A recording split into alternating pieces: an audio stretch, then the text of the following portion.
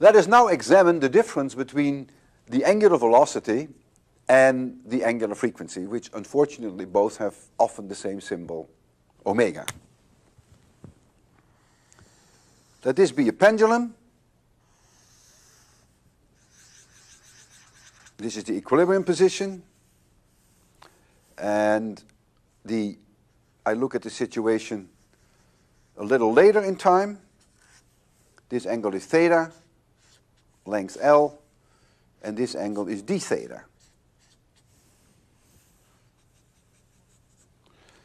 This object at this moment here has a velocity, either, let's say it has a velocity in this direction, tangential. I call it v of theta.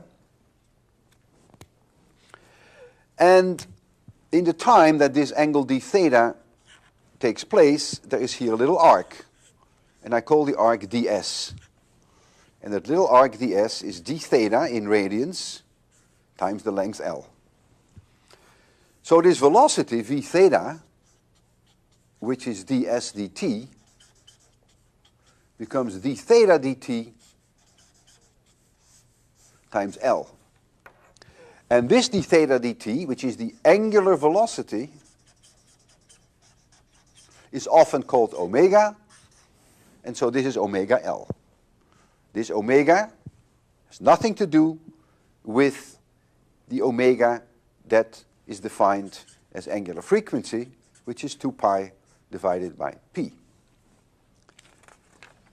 This angular velocity is 0 when the object stands still, when the angle of theta has reached a maximum value.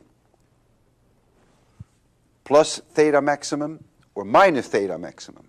Because the velocity then is 0, it stands still. So the theta dt better be 0.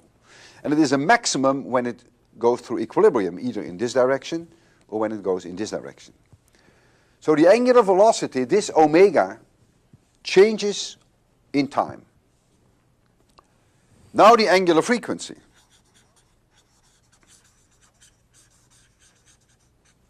The angular frequency shows up in the equation x equals a times cosine omega t plus alpha, or if you want to write it down in theta, you can do that as well, of course.